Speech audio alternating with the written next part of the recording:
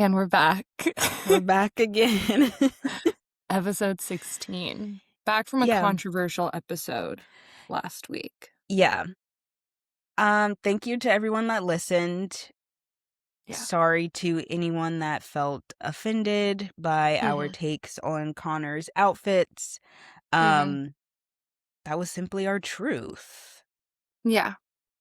And like we said in the last one, we have love and respect for him. We literally don't know him. And it's okay to have opinions about people's fashion. Absolutely. To love people, like, to really love people as public figures and have opinions about their fashion actually is, like, fine. Especially when the fashion is in public, at public events. Yeah. Like, that's kind of...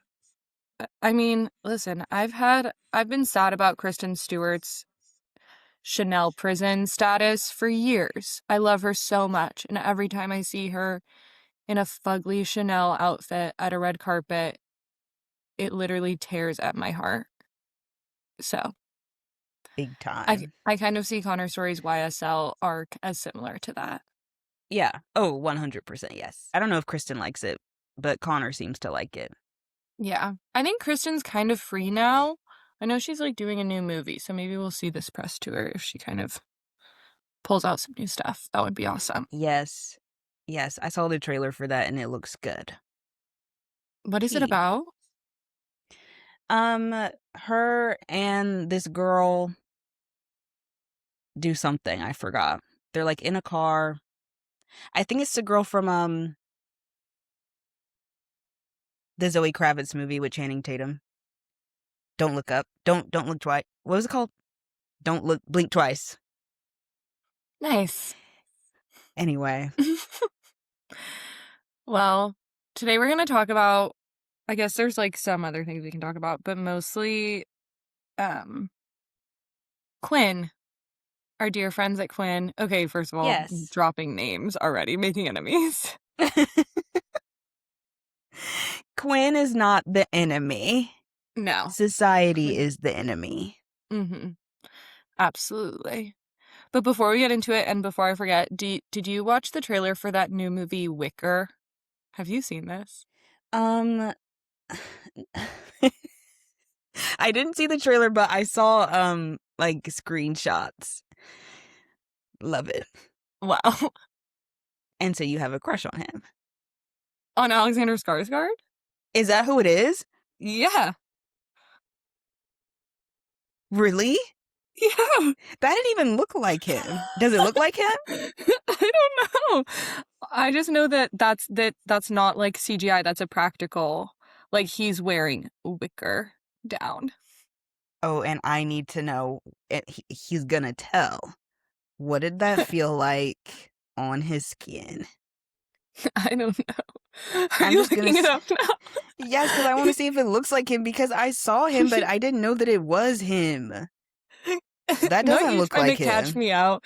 Oh, you have a crush on him? Oh, one of the most attractive men in Hollywood? Yeah.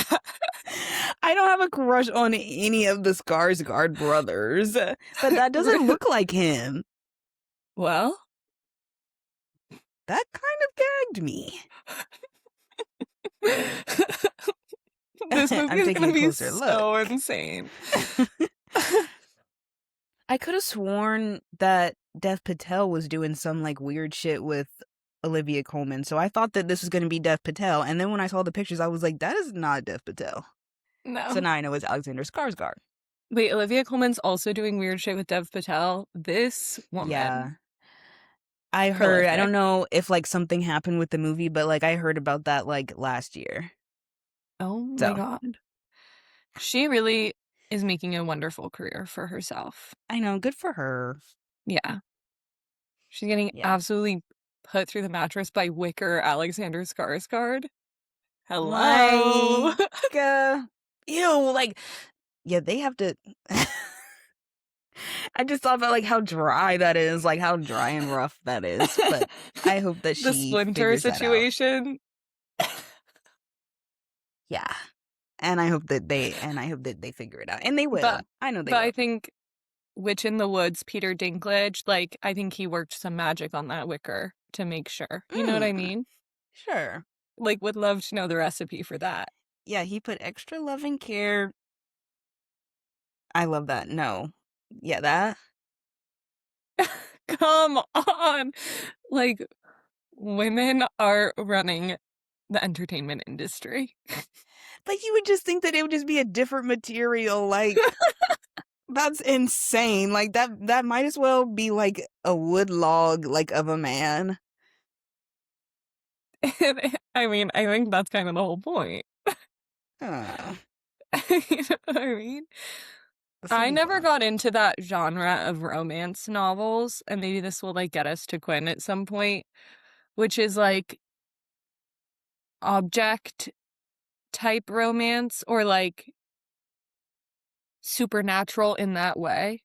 Like I remember seeing these around like what if my boyfriend sometimes turned into a tomato or whatever the fuck it was. Right. And it's like that's personally not for me. Or I saw a video of a girl being like just wrote a book where she gets fucked by a lamp, a Whoa. sentient lamp. I mean, and you know I play the game Date Everything, What? where the main character puts glasses on in her house and she Mm-hmm. gets to date everything in her house. So, has she So been fucked by a lamp? We actually became enemies, but has she been fucked by like her dishes? Yeah. Has no, she been that's fucked awesome. by her bed? Yes. Yeah, And also like her yoga mat? She has. that checks out. So So, actually, this is a movie for you. and you know what? Right. And I will be sat in the theaters. So, No, yeah. literally, Halloween Day, you'll see me. It's coming out on Halloween, I believe. Interesting. Yeah, that'll be fun. No, I Mm-hmm. think that Dev Patel's was like something to do with water. Did She's you getting ever fucked by watch water. I have to look it up. Did you ever watch oh, what was it called? Way with Water? Like where it's like the merman, um, No, the scientific experiment, and she no. like brought him, or was he a scientific experiment? But they like found him. You know what I'm talking Oh, about, but The I'm just Shape of not explaining Water. it. Yeah, Shape of Of Water. course, one of my favorite Thank monster you. romances of all time. Okay, so I you are into it. I had to defend that to the death the other day at work. People were like, that was fucking weird, right? The Shape of Water, what a weird movie. I was like, you don't understand. Right. She saw him as more than a captive, and he saw her as more than also a captive of a different situation. I'm screaming. No, I feel like when I first watched it, I was like, this is strange. But now that years have gone by, I'm like, and you know what? Exactly. But when I did watch it, I was like, wait, what? Because also Michael Shannon, who I'm obsessed with, that's a side note, was like pulling his fingers off and stuff. It Right. was a lot going on in that movie. But I Yeah. agree with you now. Academy Award winning. I've since learned that Dev Patel was supposed to be in Wicker. Oh, he was supposed to be Wicker. Um, Wicker 2? 2 years ago, Olivia Colman and Dev Patel will star in Wicker, a twisted romance film. So he was supposed to be Alexander Skarsgård. This is upsetting. This What is upsetting. happened? That I is don't know. upsetting. I would love Wicker Dev Patel.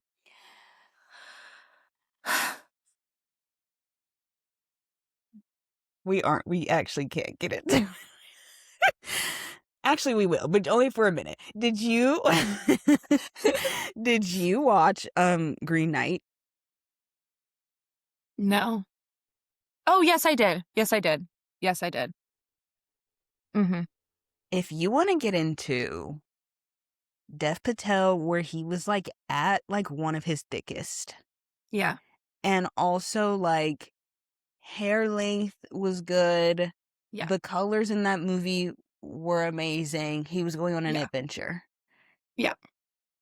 If he had like that same like aura going into this, y'all would have to Yeah. literally pull me out of the movie theater by my ankles.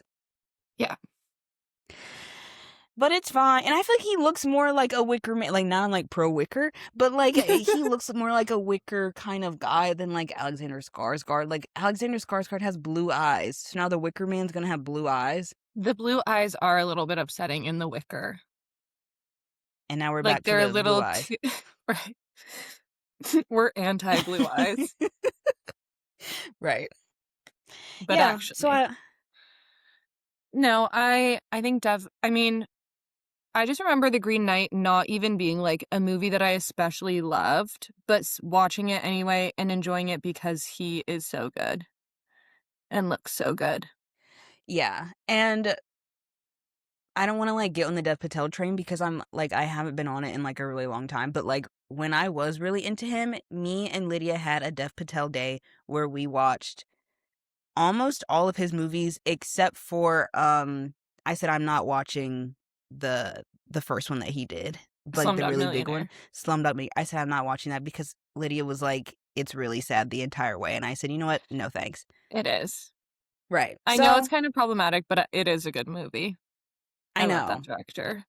But yeah. So yeah, so he is. I really like what he has to offer, and I think that he's handsome. I wanna see him more. I do feel like we don't see him enough. Yeah, I mean, for like Monkey Man, he like basically like tore his entire body apart. So I guess it makes sense why we haven't seen him that much. Awesome. Um there was at one point where he was filming and I saw a picture of him and I was like, he looks really frightening. And then I found out that like he was also directing it and he like broke his hand early on, I think. And so Jesus. all of the fight scenes were done with like the other hand, and you only know like if you're paying attention. But anyway, so I didn't watch that. it was good. I watched it, I think, twice in movie theater. But yeah, so he was supposed to be in Wicker. I don't know what Damn. happened because now I'm looking at Alexander Skarsgård. Again. Which I didn't finish it because yesterday I was like, I need to watch something. And then I saw that Pillion was on HBO, and I was like, I've wanted to watch Pillion since I saw the trailer. But that actually was like too much for like where I was mentally yesterday, like watching Alexander Skarsgård, like Daddy Dom biker Alexander Skarsgård just be absolutely filthy. I was like, no. I got 20 minutes in and said, I'll come back to this another time. Yeah, I don't think I will ever watch that. It was a lot. I watched someone review it, so I know what happens because I do that, which I know people find really Yeah. annoying. But Oh, I read the Wikipedia synopsis usually. yep, I don't here we care are. if I know what happens. I don't I care. have to be like mentally and emotionally prepared unless it's like really something that like I need to watch first. I usually just like watch somebody review it first. Yeah. So. Was it a good review? They seem neutral about it. Like they didn't love it, but they didn't hate it. But he's like an actual like film critic and his husband. I usually watch them, Okay. so I usually trust them. But sometimes we do disagree. That's But okay. anyway. Yeah, so Yeah. instead of watching Pillion, I watched episode 6 of Heated Rivalry. Different vibes. Yeah. Oh. Just a Yeah. bit. Yeah. Just a I bit. was like, no, I can't. I need something soft and warm. And Pillion is not that. No, I think that I'm in like the mental space where like if I watch episode 6, I might start crying. Like, we can't get in. Like, yesterday I was literally on this hotel bed all alone, cuddled up with my phone, and just being like, oh my God. Like, they're so soft and warm. And everything about this is so beautiful. Yeah. And when I'm always noticing things, or I'm always like feeling a certain way about a new part when I rewatch. And this time it really was on the couch, Shane reacting to Ilya, like talking about Svetlana. I really had a moment where I was like, Hudson did a real one with that. Like, that was his big one. He, we I need to stop saying we. I forget like how locked in they were. Literally. There was no games to be played. There was at no point Mm-mm. where I was like, he's acting. No. I was immersed. As Sincere would say, I was emerged. I was. Cultures are It's coming too good. together. Yeah. Unfortunately, yeah. No, I Yeah. was like, his eyes slowly tearing up, looking away. No, oh, I'm sick. Oh, I'm sick. He and here we go, just like talking about the whole thing. And also, like, I remember the first time I watched it, my anxiety was on 12 because I was like, when's the ball, like, when's the other shoe gonna Literally. drop? Yeah.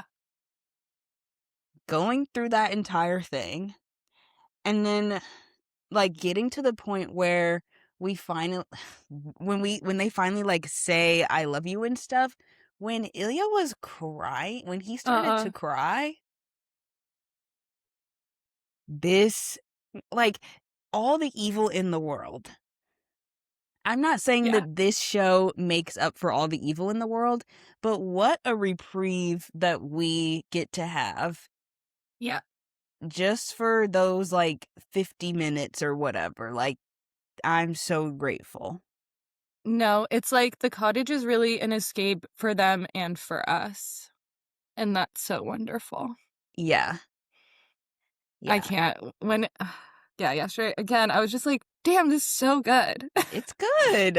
Me making it my whole personality and then being shocked that I really like it every time I rewatch. It's like, Yeah. but yeah, like Ilya saying, I love you. I can't. And also, Him like, I saying, really, no, you yeah, go. no, go. I was about to do too much just then. No, you go.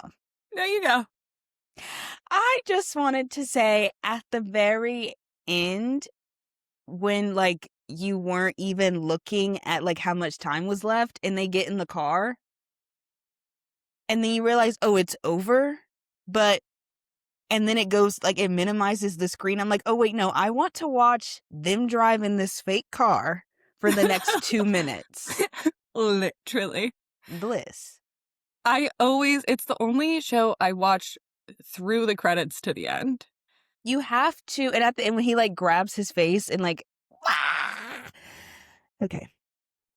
And I bet Jacob Tierney put that in there being like, no one's gonna see that. Like, no one's gonna watch through the Right. credits. Oh, only every time.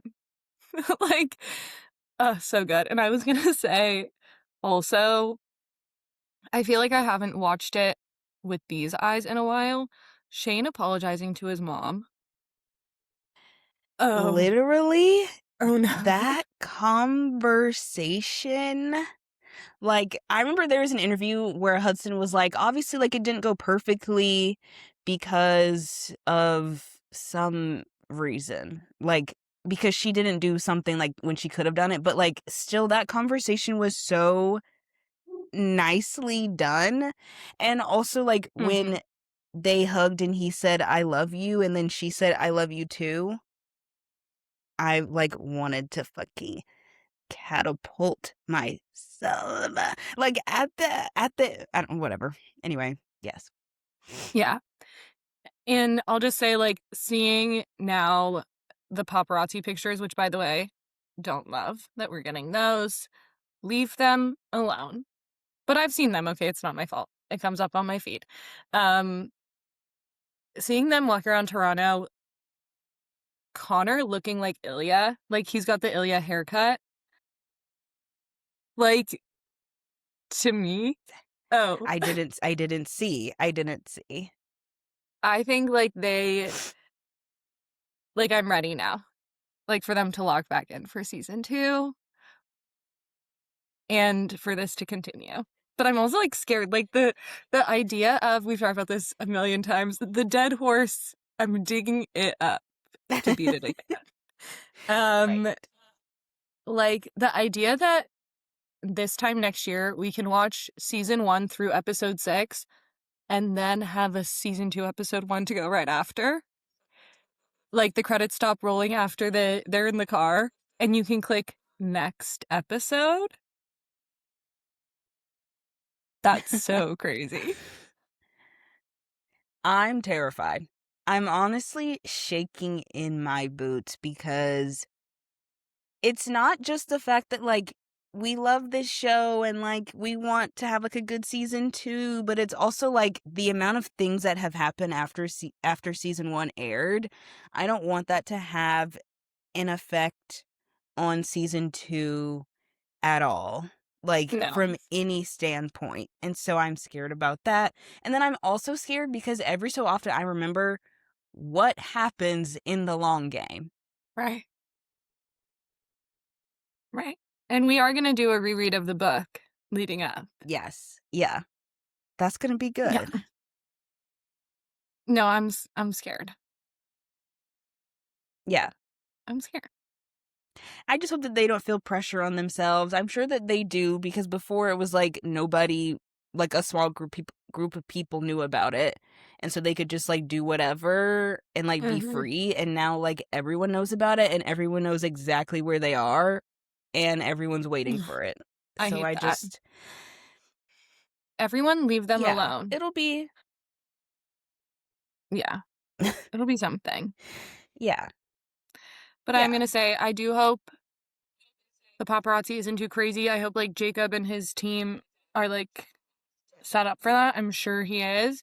Because also like if you're planning on going to Hamilton or any of the filming locations, like I would recommend probably not doing that because like don't we want their process to be similar so that we get a similar product?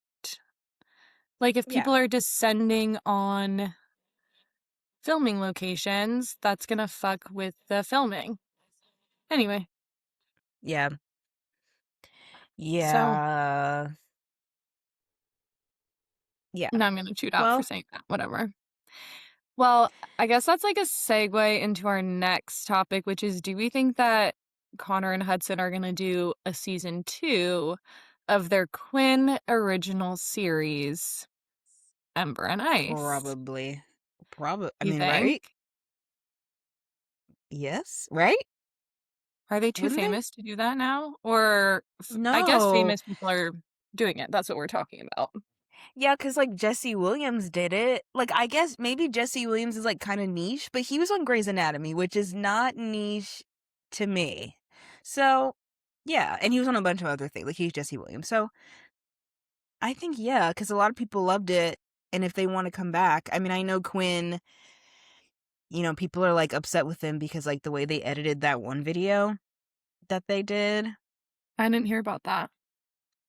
When on YouTube when Connor and Hudson had that interview, like that Quinn video, Mhm. and they edited it weird, and then when they either reposted it or they posted like the unseen clips, you saw that like they took out when Hudson talked about like trans people or something.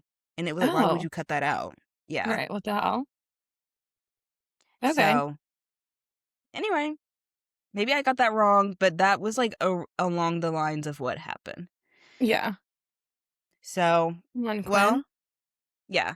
So I wanted to talk about this topic because I saw a Substack by Gabe Dunn, if anyone remembers them from BuzzFeed, if you were a BuzzFeed 2010s head.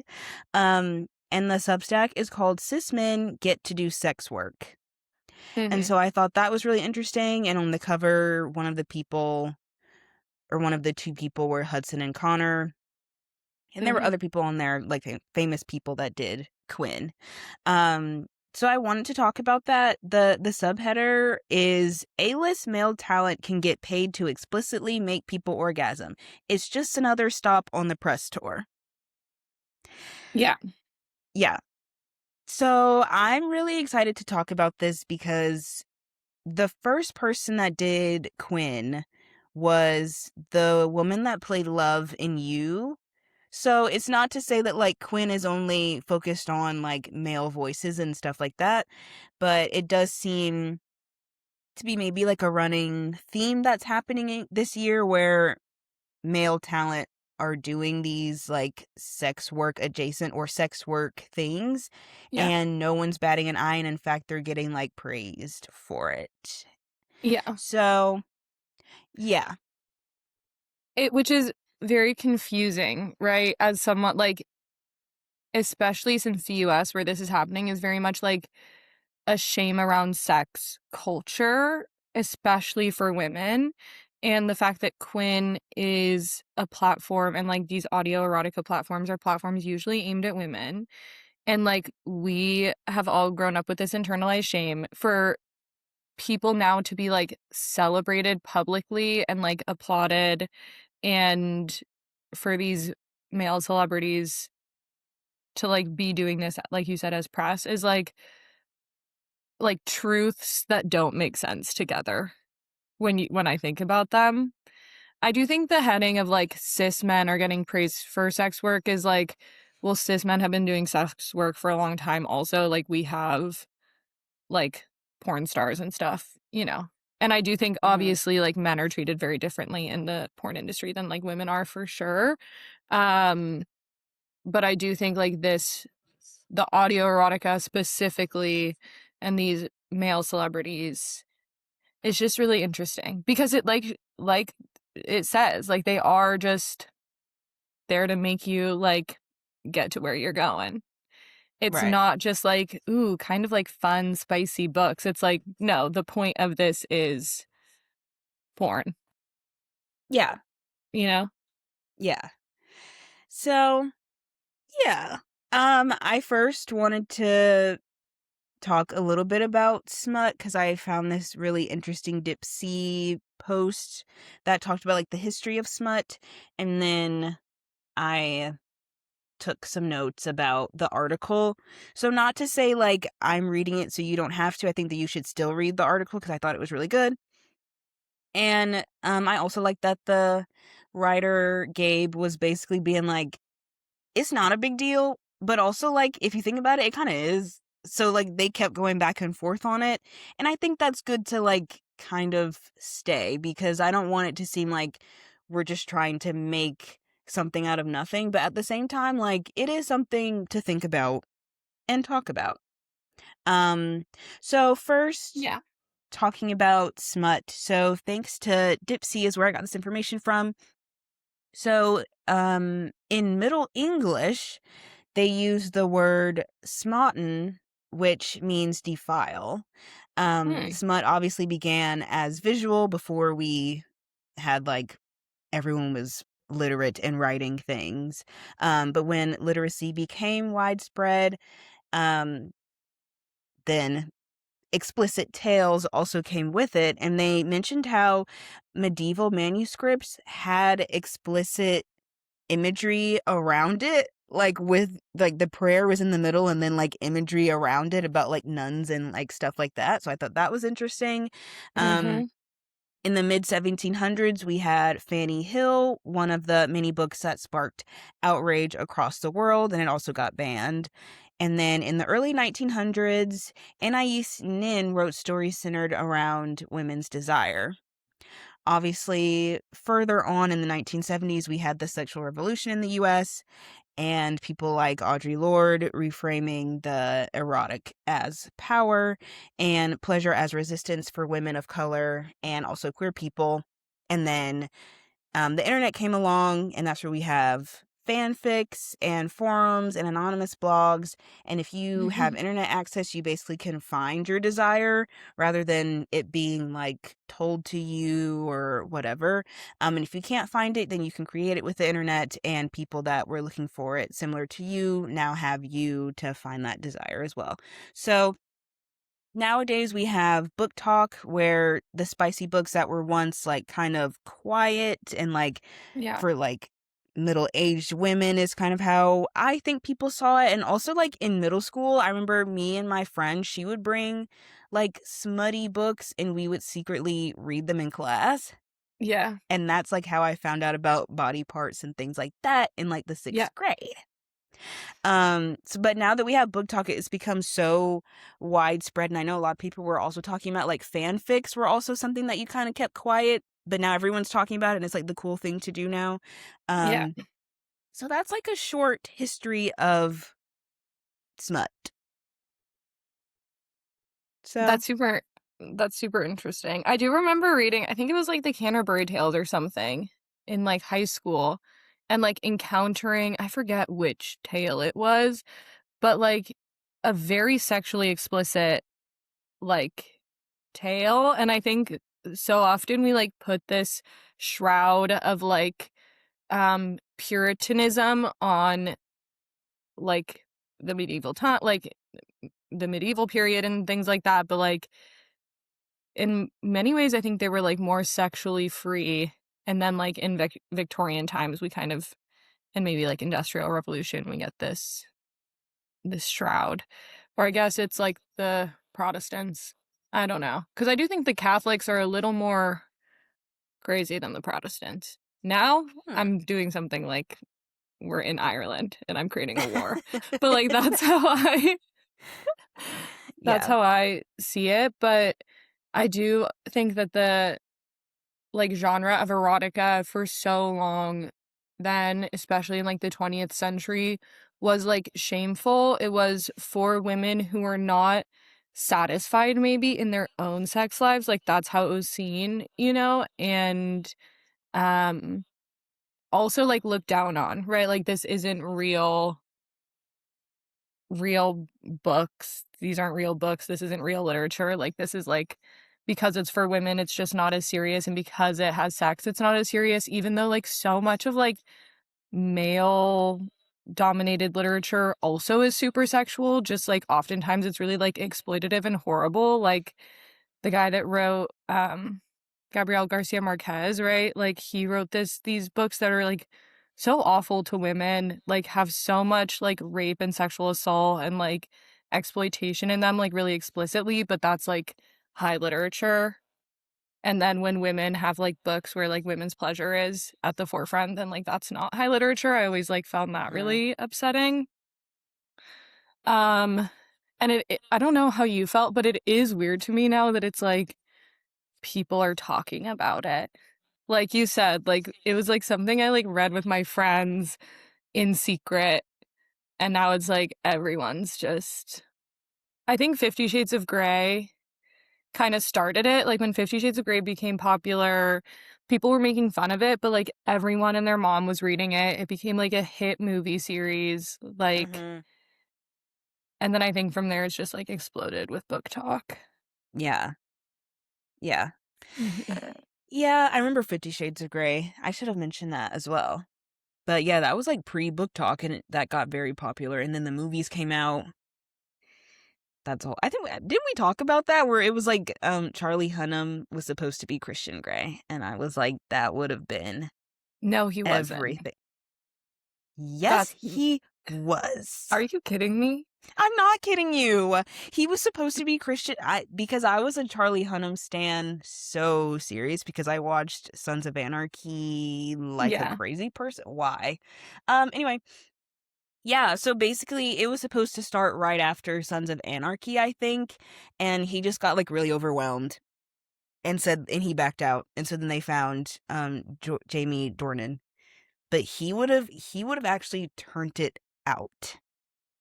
Well, my biggest issue like, 50 Shades of Grey is, like, problematic in so many ways, but the movies, I found him to be so off-putting. Like, Jamie Dornan as an actor in those movies, like, He Dakota scared me. Johnson, like, she carried I think I only watched the first movie, and I was like, Yeah. "She's doing so well, and he's making me not wanna watch this movie." No, he was really scary. I maybe because his eyes were so big. I don't know what was going on, but he was, and also him being clean cut. I think frightens me.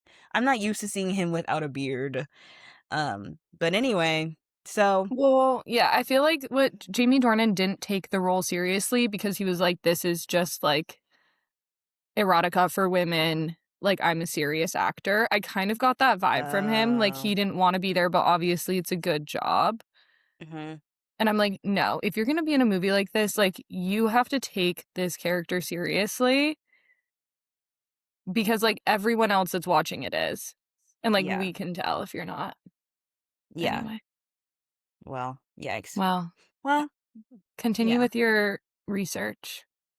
yeah. So now we're just gonna get into the article. So basically, they started out with being like in 2026. very famous cis men are doing very public sex work to accompany their bustling careers. Um, it's not for desperate publicity, and it's not for survival, and it's not like a last-ditch dying gasp. So I'll stop there with saying that after they wrote this, they found out that Hudson and Connor did the Quinn thing before realizing that, like, the show was going to be big. So in a way, they were, not in a way, Yeah. but, like, they were doing it for survival, like a way to make money and, like, promote the show. So it wasn't necessarily just, like, because, like, on a press tour, like everything else I'm about to explain, but it still is, like, them doing sex work for survival, and it is getting, like, huge numbers and, like, doing really big things. So, yeah.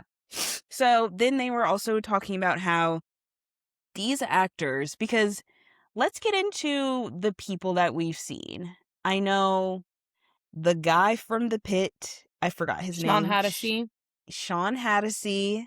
Mm-hmm. Um, Tyreek Dean. Withers. Yeah, Dean from Off Campus, I think, the guy that plays Oh my Dean. gosh, yeah, Dean and Allie. yeah, Did they she do it both too? did it. I think they Okay, did it yeah. together. And then I don't know if the guy that plays Conrad Fisher, I don't know what his was about. So I don't know if it was like similar to his character, but he also did that. Jesse Williams did one that I saw. Rob Roush from Love Island / Traders did one Right. as well. Like these like big name people that are like hot buttons, right? I don't know about Jesse Williams. I don't know what he's been doing, but like people that are like right now people are talking about them are doing this. Yeah. And it's doing like huge numbers. Um Also, the Hunger Games actor did it. I don't know who Oh, Tom Tom Blythe is. Blythe. Yeah, Yeah. he did one. Um, Andrew Scott did one. He did? Hello. Wait. I made these notes like weeks ago. So I'm like reading them again, like, wait, what? So T. Anyway, so basically it's just talking about how Sean Hattasey, who was the most recent person at the time, but I think now the most recent one is the off-campus people, I think. I think so. Yeah. So basically they were saying how like these guys aren't doing this because they need to survive.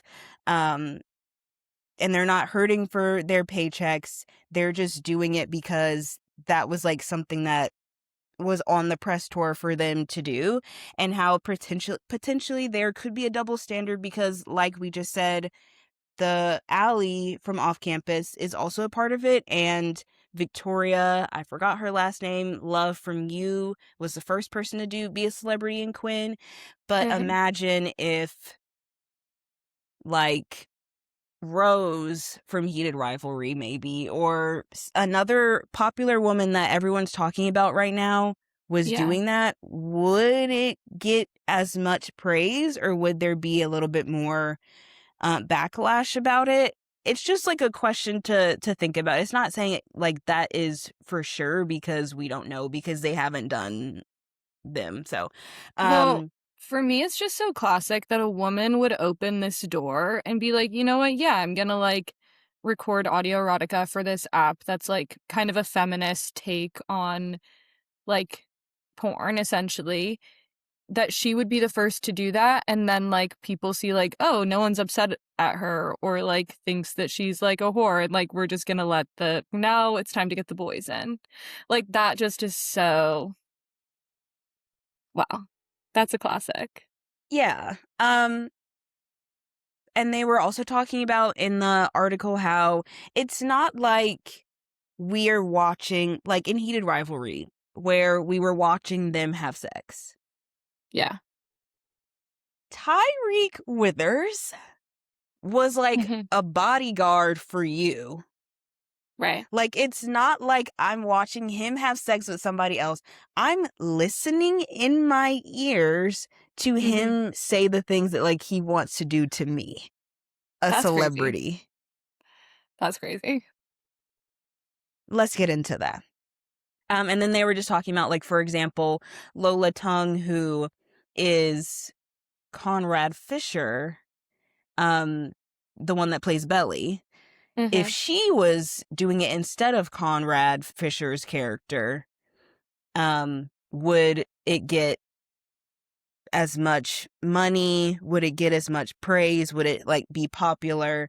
Or would people deem her as more of like a OnlyFans type? Like, would it do something negative for her career?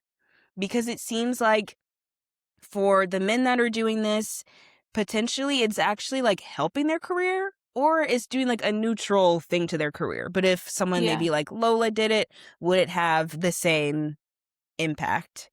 Um, and then it was talking about how the famous women on OnlyFans initially make a lot of money, maybe more than the male celebrities, but it absolutely does put like a negative connotation on their careers if they do OnlyFans. Yeah. Even though essentially it is the same thing, because you can decide what you want to do on OnlyFans. You could do the exact same thing as Quinn, but Yeah. would it be like an issue? And they basically were explaining later on how a former Harry Potter actress, Jessie Mm. Cave, Mm-hmm. um opened an OnlyFans for like a certain fetish, and it was evidence of her dead acting career, a tragedy for a former child star, and she ended up being banned from conventions for that. Yeah. I saw a video about this the other day. Yeah. So it's like I'm not trying to be like this is like a gender war, but at the same time, you know, Yeah. yeah. Um so anyway, and then they were talking about how it's not like people like Zendaya or people like Rachel Zegler, you won't find an interview of them talking about having opened an OnlyFans account, where she's like able to discuss what she did on her OnlyFans, versus like a Sean Hattasy, maybe in an interview he would talk about the Quinn thing that he did, and it's like, yeah, I did that and it was fun, blah blah Mm-hmm. blah. Like, it wouldn't be the same. And even though if someone like Zendaya talked about it, she would be playing a character, because it's like she's not really being hurt. Just like how Sean Hattasy was playing a Mm-hmm. character, like Tyreek Withers is not a bodyguard, like he's playing a character. And so they would just talk about it normally if they were asked in an interview, but like it wouldn't be the same if it was someone that was big like Zendaya or like Rachel Zegler or something like that.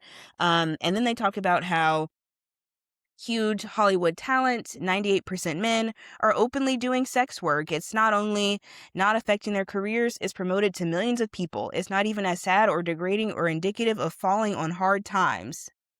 And then they end it by being like, nothing Yeah. against Quinn and the performers, it's a societal issue. Yeah, I I was gonna thought, say it's like that's not. Yeah. hmm? Sorry. No, you can go. No. I was just gonna say, like, I think like it's not a like it's not a bad thing that like people are doing this. It's just like, why do we have different standards for different people and for different forms of like sex work, right? Like, Yeah. you know? Yeah. So that was like highlights from the article. And then in the comment section, they do reference the fact that like the heated rivalry boys did Quinn before knowing that the show would succeed. So they're more of an example of survival sex work, which goes along with the point still about survival sex work only made them more popular. Fascinating. Mhm. Um, and then they once again reiterated that it's no shade to Quinn or the actors, but shade to society. So then I decided to go into the Instagram of when they first promoted this article, and I went through the comments, and these are some of the comments that I found were interesting if we wanted to talk about them. So Yeah. someone said, The truth is that the reason no one is being shamed is because the target audience is women. The scripts are made by Mhm. women, the app is subscribed to by women, it's seen as girly, so it doesn't attract many male listeners. Whereas OnlyFans and other pornographic sites are nearly exclusively consumed by men. Mhm. Women are capable to consume erotic media without feeling the need to demean or be superior in one way to the content provider and recognize the hypocrisy in doing so. Period. I have nothing Yeah. to add other than correct. Yeah. And then the next comment that I saw was, this is from a queer cis femme voice on the Quinn app that said basically other in-house non-celebrity voices in the app often talk about if they think what they do is sex work or not, and it seems to be up to the individual person. So they think that when it's not safe for work content meant for people to make themselves feel good, it's sex work, but there are some things in the Quinn app that is safe for work, and so they don't consider that sex work. And how celebrities that do these stories for Quinn might not consider it sex work, but to a lot of people in-house, they do feel like it is. So I just wanted to put that in there as well because maybe the men that do this don't even view it as sex work. And they probably don't, which is why they're so like quick to do it and feel like no issue with it. I mean, like, that's weird to me though, because like, I guess what is the definition of sex work? Because Yeah. again, like, this is content, at least the ones that I've,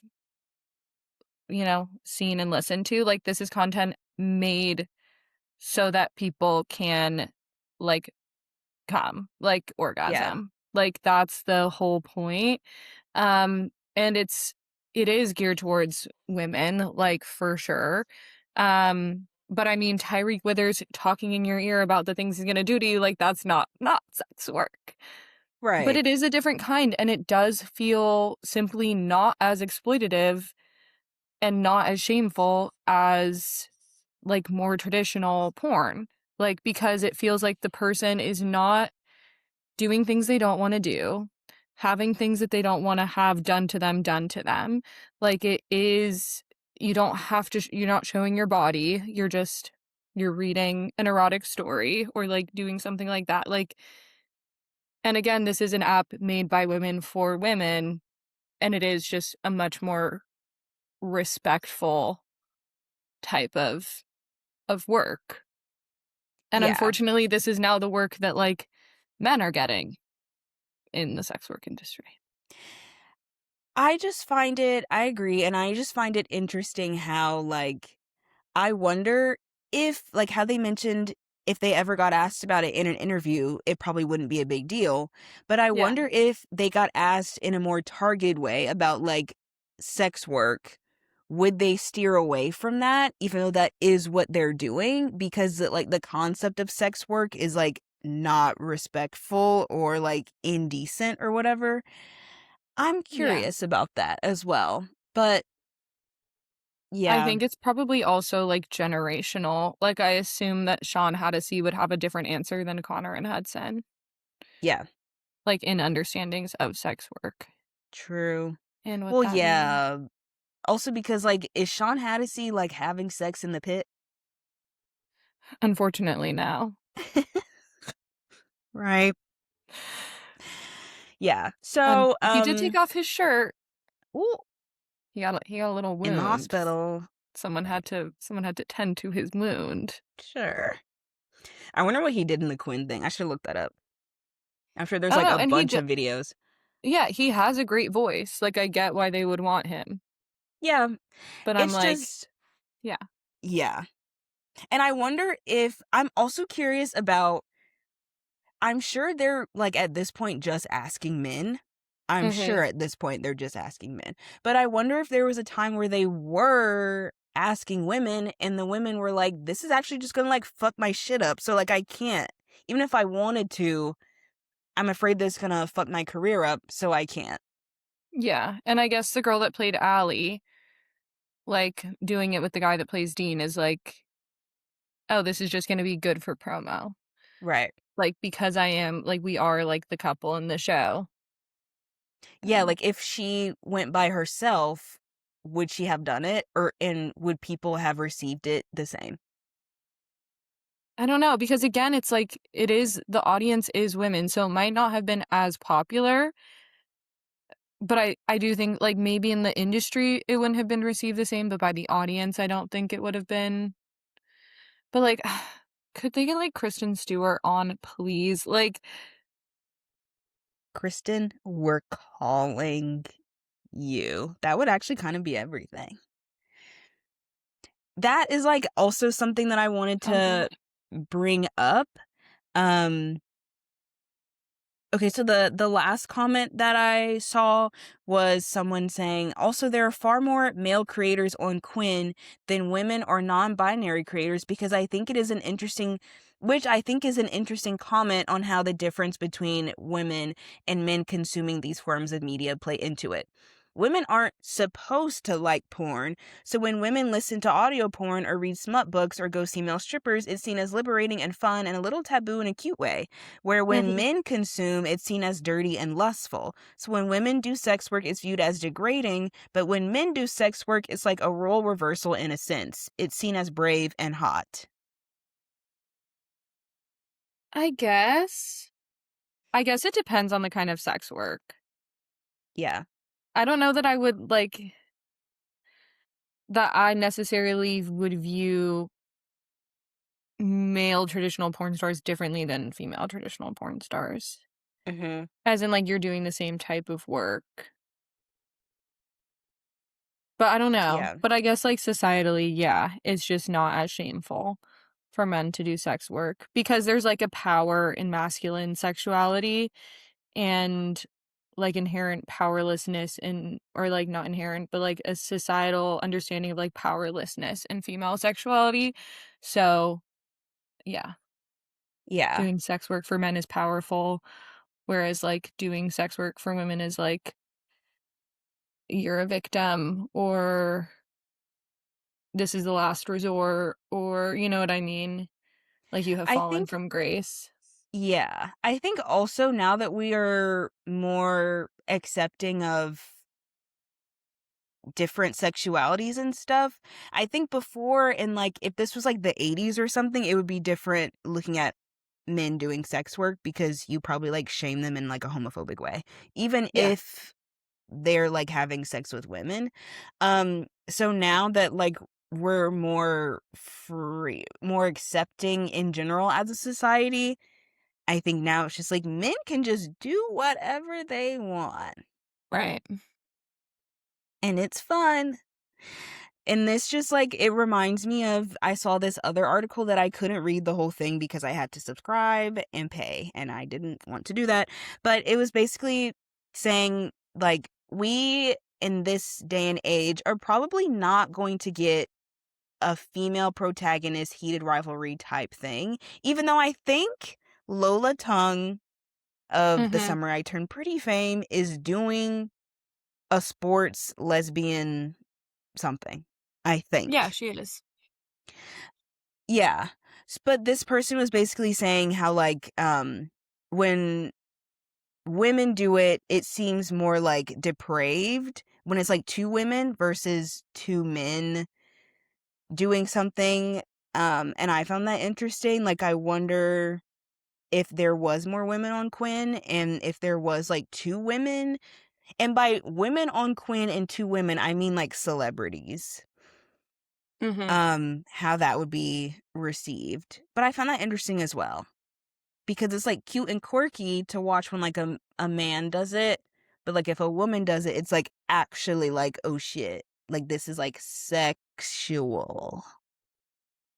So yeah. Yeah. Yeah, I do wonder, and I think that would be cool if they got 2 women. I don't wanna think like, I know that this is the narrative that, like, we can never have, like, a lesbian heated rivalry.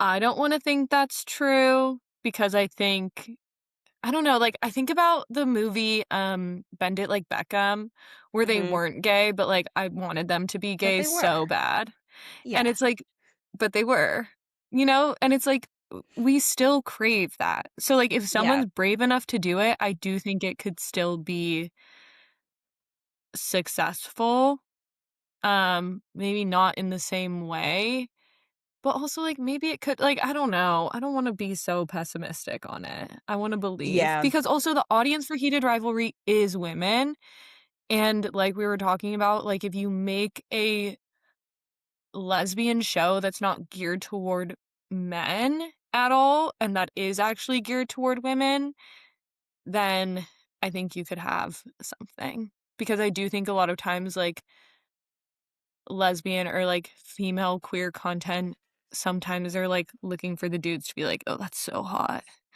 It's like, Yeah. "No. Give it to us. We want No, it, not literally. them." Right. This reminds me of Love Lies Bleeding. Is that what it's called? With Kristen Stewart Mhm. and that other person that I don't remember their name. That movie was tea. It was literally, did you watch it? No, but I watched the trailer. Yeah, it was really good. It was like magical realism, but also just like two women that are attracted to each other a lot, that are in really tough situations. One was a bodybuilder and the other one I think ran a gym, like a family gym, and then she also, Kristen Stewart, had like daddy issues that I suppose got resolved if you think about it. Um but anyway, it was really good. And that one, I know people really liked it, but no one really talked about it. But there are things being made. It wasn't like sports, but it was bodybuilding, so it was like athleticism. Yeah. So, yeah. Yeah. I guess we'll see with the next season of Bridgerton, like, how that goes, Is because that that's gonna what be is that? a a lesbian season. Oh, yeah. So that'll be So, fun. I'm excited to see that. yeah. Yeah. And also I know like the Handmaiden, I think it was called, like the Korean Mhm, movie of two mhm. women that ended up being in love and all of that. Like, there are things being made, Yeah, and it's really exciting. But I think when it comes to, like, the audio space and, like, the celebrity space, it yeah, is just an interesting thing to see, like, male celebrity after male celebrity that is, like, really popular and, like, on the pulse of culture right now are doing sex work, and no one's really batting an eye, and everyone's really excited about it. Um, so there's that. The next thing that I wanted to mention briefly is I don't subscribe to Quinn. I know we like mentioned every so often like how you listen to Fire and I Ember and listened to Ice. Ember and Ice, yeah, Correct. I didn't yeah. listen to it. I don't Mhm. have a Quinn I don't have a Quinn subscription. Um I feel like everyone knows like what the premise is of Ember and Ice. But Well, it's what basically was Heated Rivalry, but happening? fairies. Okay, So, fun. like, I mean, they were fairies, which, by the way, I'm not even into the fairy smut very much, like, I never got into that genre, with the book talk of it all even, but yeah, they're fairies, they're, like, rival kingdoms, the sons from rival kingdoms, it's very, like, romantic-y, um, yeah, and then they, like, had a thing. And then the war gets in the way, and they're, like, rivals, and then it's like, "No, don't do that, like, let's bring the kingdoms together in with our love and our fucking." Yeah. I think I heard, like, small clips because I watched, Tanner Tan 36 on his YouTube. He reviewed it, and so he put, like, the shortest amount of clips in there. Was it, like, one of the kingdoms colonizing the other one? Or did I make that up? Um, yeah? I don't That's remember. fun. I Right. it I forget what it was. It read very much like a bad D&D campaign to me. Sorry. Yeah. It read it, like, kind of felt like and now we will betray you and our Right. alliance, and we Yeah. will take over, yeah, your lands, even though we've made an alliance. It I actually don't need to say, like, Yeah. Anyway. I'm not, like, a huge fan of any romantasy that I've read. I f I like fantasy and I like romance. I find often it's just not very well written, Mhm. but I mean, this is, like, literally just, like, audio erotica, so it's, like, not that Yeah, serious. Like, it's not trying to be for a book. sure. Right. Um, and the erotica parts were the best out of the whole thing. Oh, period. So, Yeah. I guess that's what matters. Yeah, and that's, like, what the article is also, like, again, trying to say, like, this is audio erotica. Like, it really is not that big. Like, they are talking about being fairies in a kingdom far, far away. Like, it's really not that big of a deal. At the same time, like, maybe the deal couldn't be bigger. Like, I don't know. But, I mean, yeah. they're, like, moaning and groaning into microphones. I don't know why I'm acting like I'm shocked. I knew that. I obviously knew that. Sorry, but that just hit me. But, like, it's not just them reading a book, right? Like, that's also the thing where it's like, "Oh, this Yeah. isn't just you, like, reading me 50 Shades of Grey." Like, you are Yeah. now doing voice acting for sex in my ear. Yeah. Like, I'm hearing noises. Like, how they get some of those noises, I would love to know what the, like, Foley artist at Quinn is, like, working with. Yeah. So, you know? Yeah. And this, like, beautifully segues into the next thing that I wanted to talk about, which is the fact that, like, I personally cannot with, like, the celebrity audio erotica because I know what you look like, and that makes me feel crazy. That being Yeah. said, I've been subscribed to this audio erotica app called Dipsea, which is basically the same thing as Quinn, it seems, even though I didn't know that Quinn existed until Hudson and Connor and all of that. Um, Stories made by women for everyone, a women led team of producers and engineers for the female gaze is what they keep emphasizing on their website. Um, I've been a subscriber to them for maybe like 5 years. Like, it's been a long time. And I just wanted to shout them out because, like I said, I enjoy not knowing what the people in my ear look like because I would feel like a crazy psychopath. They do have a section where, like, TikTok ASMRists do things, and I can't because they put their faces on it.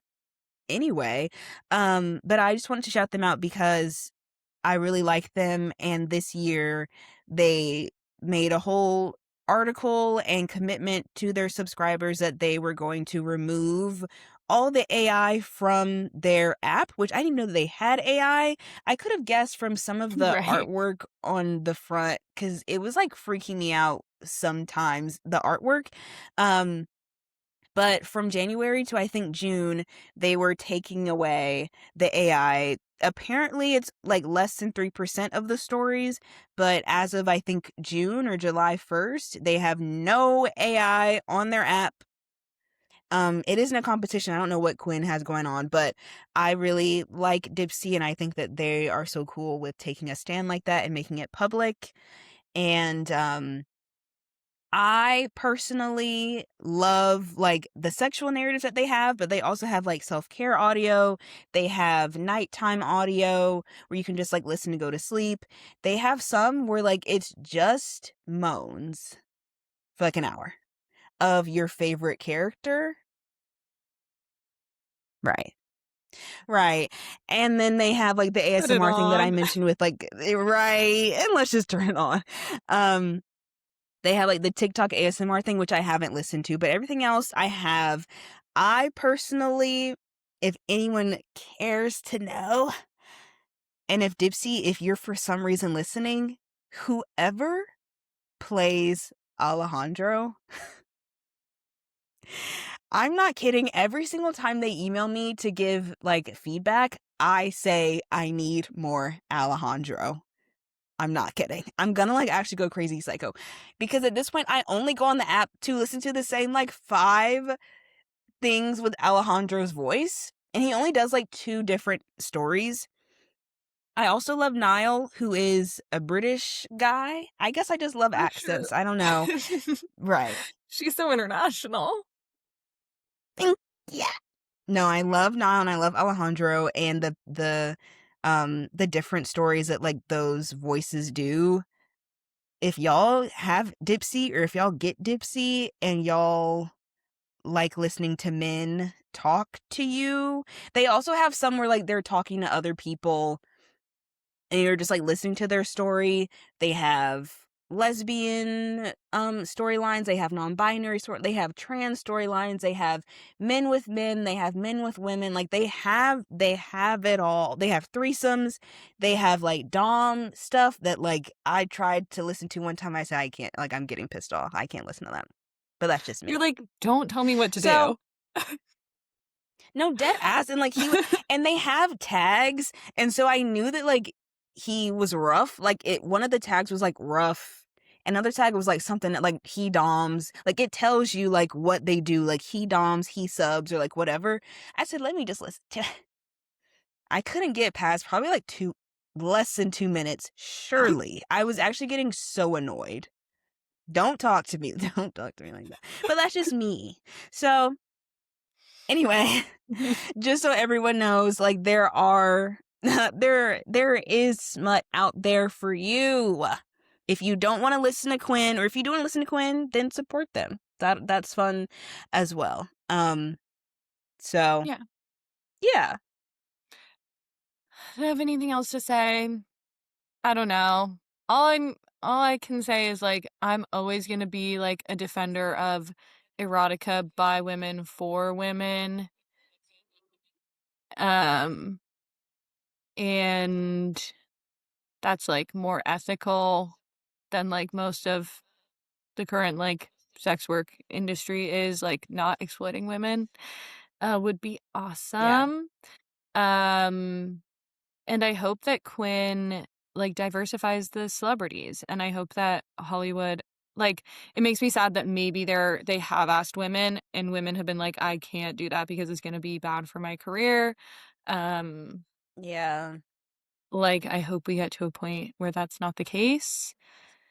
Um, I don't know. It's just crazy. And I do think it's Yeah. interesting that these men are doing this and doing it so like once again, just like classic for like women to make a space for men to be like exploring their sexuality and exploring erotica safely, um, in a way that like men have never done for women. Yeah. Um, yeah, that's Yeah. like And that's like the awesome. whole thing that I wanted to like kind of talk about in this episode. But I also like, yeah, to turn it around just a little bit in the final hours moments. Mhm. Um is there like in the fanfics that you've been reading, is there like a smut scene from, is there like a fanfic that has the best smut for you? Oh, this is a great question. Someone asked me this the other day, actually, like in a comment. What is my favorite smut scene from a fanfic? I've read so many. I and it's so bad because I wanna say Wolfbird, but I'm gonna get, once again, hanged. I mean, if that's the truth, then that's the truth, even if like, you know. I'm sure there's other ones that I liked. Let me, like, check really quick on my on the ones I've read. Um, I do feel like I am someone that loves to have, like, a good story with it, so, like, Death Taxes and Shane Hollander, I think, has some of the best, but that's because it's, like, them re-encountering each other. Um I also really enjoyed this fic Reversal by Egg Basket. That was like one of the first ones I read. And Mhm. and this is like once again just like over intellectualizing sex maybe a bit, but like the author wrote like the longest author's note I've ever seen, and it was basically like a thesis on why she thinks that Ilya should bottom and like why that's necessary for him to like confront ideas of like masculinity that he's like internalized from Russia, and like um be vulnerable and be in that position. And it was like a beautiful author's note. And then she wrote this like gorgeous fic, which is like Ilya being like, fuck, like I like this dynamic because it makes me feel like being gay is okay in some ways, because I am still like the masculine entity, like the more traditionally masculine entity in this situation, in this dynamic. And like in order for him to really let go of all those like internalized homophobia and internalized toxic masculinity, like he has to bottom. And that was like gorge to me.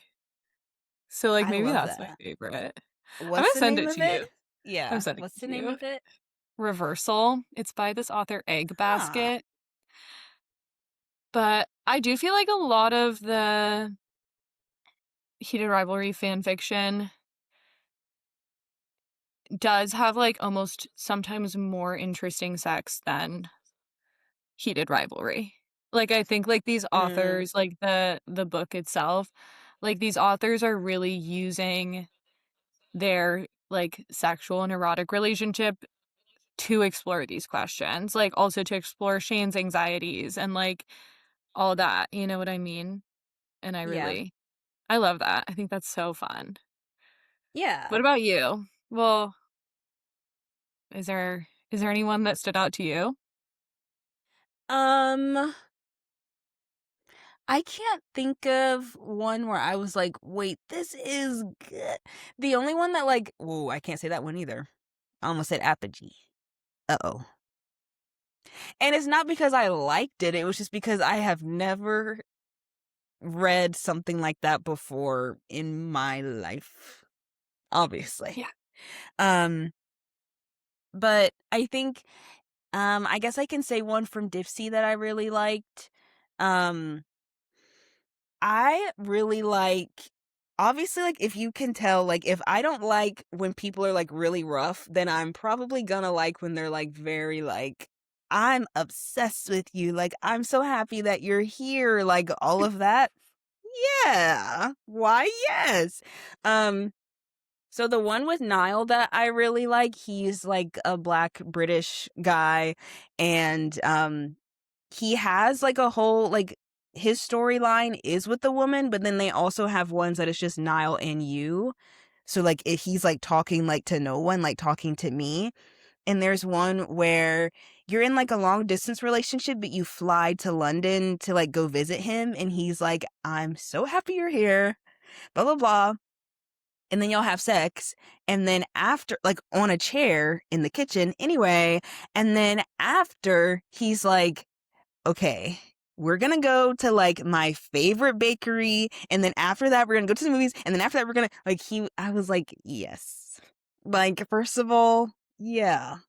Um, and then the ones with Alejandro is just like us like basically in Miami. Like there's no like they don't say the place that they are, but like 100% you're in Miami. Like there was one where they like I think snuck onto a yacht and they had sex. There was one where like they were in a cabana at night and they had sex. There was one where like he Mhm. snuck you up to the roof of the club and y'all had sex. There was one where like he was daydreaming about what he wanted to do and he was like fucking you in the club. Right. Come on. What the Right. hell? And what the hell? So, yeah. I love that. You know, it's so Yeah. liberating to be able to talk about this now and not be like so full of shame. I Like, know. isn't that crazy? I know. I know. That's actually really fun. Like, I feel like I have so much shame that I have to, like, work through, but I'm so glad that at least it's clear that, like, there's some things that I have already worked through from the way that, like, I'm able to talk about this. Hmm. So, yeah. Cheers to, Yeah. like, audio erotica and Yeah. smut in general. Yeah. We love smut. Thank you. Thank you. And I feel like it Yeah. would be also fun, yeah, to talk about like smut more, like books and stuff that we've encountered if we have. I'm trying to read one now that is actually making me mad. And it's not because of the smut, it's just because the rules, it's like a fantasy novel. And the rules that are being set in place are pissing me off because they feel unnecessary. Yeah. And so when the actual sex happened, I was so like, whatever, whatever. But so I am reading something now. I'm trying to get through it. Maybe that's why I don't like romantasy because it does feel like we're just using the setting of a fantastic world to let things happen that we wouldn't be okay with happening in our own world. And I think maybe it's okay if like we don't do those things then. Yeah. You know, like why does like you're making this fantasy world and again like this is like I don't want to yuck someone's yum if you're like all I want is to be like held captive by the fairy prince. Me personally, Her? I don't need to like Beauty and the Beast is one of my favorite stories, but I don't need to be held captive by the fairy prince in a way that feels like where is my agency? You know? That's and I wasn't gonna get into it. That is literally the reason that it's messing with my brain is because the rules that they set in place. He's like, first of all, the reason I got it is because he looks good on the cover. I don't know. He's a dragon. Whatever. Sure. Whatever. Right. Anyway, and he looks good. But like the rule set in place is like he's like kind of like a vampire. Like if he bites you, you become a dragon. And he knows that like she's like trapped in a castle. He gets her and he knows that she doesn't want to be there anymore, so you can take her away without having to bite her without her consent. And so he bit her without her consent, and now she's like super horny and can't control herself. And it's like, so now every time y'all have sex, I know that it's because you got bit and not because you're like actually into him, even though you want me to believe that it's because you're actually into him. Like, I don't like that type of. So No. I'm trying to get through it. But yeah. Well, and if you don't, that's okay. You know what I mean? Yeah. Like if at some point you're like, I actually can't take this Yeah. anymore, that's also allowed. Yeah, just Yeah. romantasy. Maybe one day. I love romance in fantasy. Like, I love that so much. I don't know that I like fantasy in my romance. Maybe that's my thing. Mm-hmm. And Sure. maybe, and you know what? I feel like an annoying man saying that. Like, I feel like one of these, like, fantasy guys. It's like, I read real fantasy. And it's like, shut the fuck up. Like, it's all dragons and fairies and elves. I'm screaming. But, No, I mean, it literally, it's just like what you're into. Like, yeah. people might be into, like, I sat there and I was willing to read like a dragon having sex with a human woman. Like, we're all different, you know? I read Fourth Wing, which I know is, like, problematic now. And the first 2 were fine, the 3rd book was, like, insane, I didn't even know, like, what was happening. But at one point, I was, like, sitting there reading, I was like, "I really am," and, like, they are both human, but they both have dragons, and sometimes their dragons fuck, and they can feel it, and I was like, "Sure." Whoa. Like, they're connected to their dragons. So, I was like, "Yeah." And he, like, wields shadows, and then he is really angry, and he, like, lied to her, and then I was out. Right. I was like, Right. "Oh, yeah." Anyway, I'll stick to, Yeah. like, my Allie Hazelwood for now. She's, like, probably my favorite mainstream smut author. Love her. Period. Can't wait till we can talk about the Love Hypothesis movie when it comes out. Right. If only well, first of all, I haven't even read The Love Hypothesis, You don't have to. but oh, I mean, I could. I saw it at the bookstore. They opened up a romance bookstore, so I was there. That's where I got the book that I was talking about. But I saw Love Hypothesis in there as well. Yeah. Wow. So Anywho, Mhm. Anywho, should we get into you have to go soon? well, yes. Um, so who's this is unrelated. I almost said it, but let me explain it before I say it. There's a meme where someone's like, "Sometimes I watch football and I say, whose even's turn is it?" And that's how I feel just now about like which one of us said the pop culture. Whose even's Right. turn is it? Who's Even's turn? I don't remember. I feel like it's hmm. Okay, well, do you have one? Do you want to go? I have one that's kind of relevant to what I've been up to these last weeks, which I was Okay. reminded of because I went to the Twilight Museum in Forks, Washington. I kind of had a Twilight moment there, um, Yes. because my mom wanted to go to the rainforest, and Forks, Washington is the closest town to the rainforest. So I said, "Sign me Hmm. up. I'm doing everything." And at the Twilight Museum, which is just one room and like three lovely ladies run it, and it's just like costumes from the movies and some props. They had pictures of the Twilight photo shoot from Entertainment Weekly from like 2009, I think. This photo OMG. shoot, like, I remember when it came out and I was like, whoa, like, this is everything. Let me see if I can pull it up so you can see it.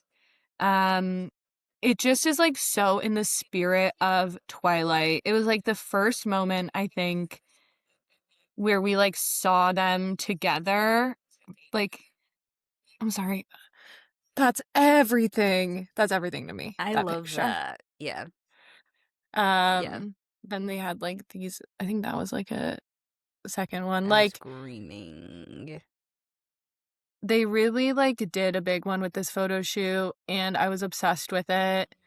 And just Robert Pattinson is looking so good.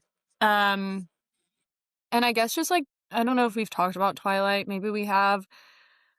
Like I was definitely more into Harry Potter at the time than I was into Twilight, but that was like still big for me, like being part of like like the Twilight culture in like 2009, 2010 felt so fun because it just felt like it Mhm. was again like for me. And I think Harry Potter felt very childish in a way still, and Twilight was really like I'm a teenager now. Like these are the thing this is the thing that like Yeah. teens are into. Like it's a bit more explicit. Um obviously, and like the Edward Jacob of it all was just so good. And so I really like I was feeling a lot of nostalgia for that. I did rewatch the first Twilight movie with my parents on this trip because they hadn't seen it. And I think we talked about how did you just recently watch Twilight Yes, or last no? year. For the first time, yes. Okay, yeah. Yeah. That was like a tough watch with people that don't have the same feelings of nostalgia, you know?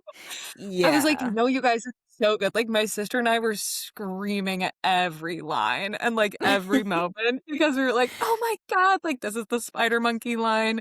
Like, um, just the baseball scene, like, I'm so obsessed with that scene still. I think it's, like, one of the best scenes in Twilight in all the entire Twilight franchise, but it is goofy.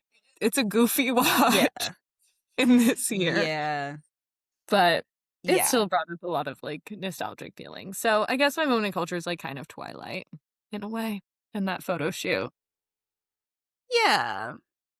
I think I was like the child, and I feel like I probably still am, that's like, if it's really popular, leave me out of it. Except for Heated Rivalry, so I guess I'm not the same as I was as a child. But if it's really popular, leave me the hell out of it. So when people were reading Twilight, I was like, lame. I'm not gonna read that. Like, I'm on my Jersey Shore mob wives. Like, y'all can be on your Twilight. Them doing like age appropriate shit and me not. Right. Right. So yeah. So, but last year, I did have like a Twilight weekend with my friends, not realizing that these movies are a lot. So I actually had to spend the night when I didn't plan on it because it was really a lot. And I did feel kind of bad. Like, I feel like I was the odd man out because I'm not understanding kind of what's going on. Like, when that one guy was walking around with a bag of boiled eggs, I was like, First of all, I didn't even realize it. They had to point it out to me, but like they were having a reaction towards it that I wasn't having. I think it's just because like they know it. They've known him with the bag of boiled eggs for like 20 years, and I just met him. Yeah. Like, you know what I Yeah. mean? Yeah. So No, that's exactly what it felt like. It felt like I'm greeting an old friend, and my parents were like, "Why are you friends with this guy?" Like, literally, that's like literally, I was like, "But you don't understand, like, this is everything." right. Oh my god, when he's like, "And the lion fell in love with the lamb. What a stupid little lamb." The dumbest thing I've ever heard in my whole life. It made me cringe so bad, but I was like, "That's like, that was everything to me." You know? Right. Yeah. I So just, shout out like to Twilight. Yes. yeah. I'm, like, so curious because there were so many Twilight fans at the time who were, like, full-grown adults. I'm curious about that, Mm, yeah. you know? Yeah. Hmm. Anyway. I did watch Yeah. Robert Pattinson yesterday.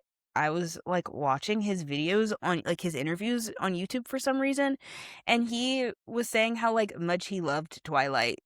And I was like, wait, Okay. I didn't realize that like they actually liked it. Well, But he maybe it's did like a like it for a while. retrospective.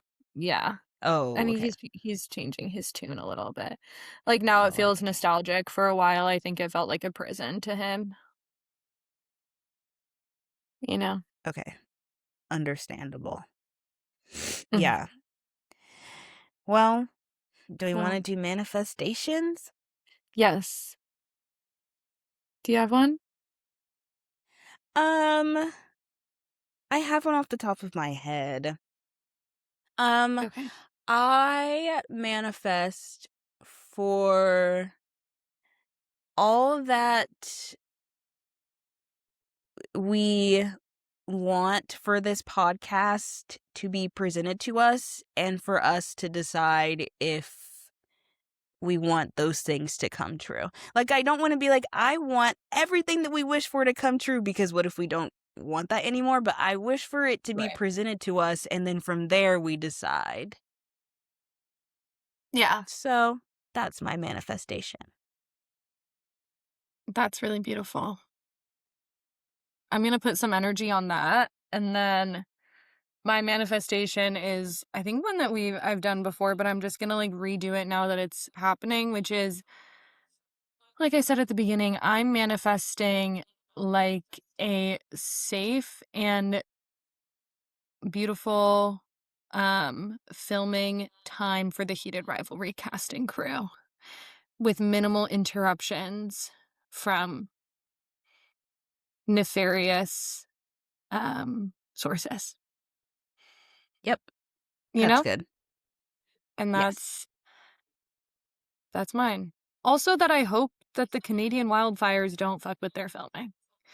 But also, I made a TikTok video about this. This is like a tangent of like climate change is coming for everything. It already is and it already has. And like Canada's on fire.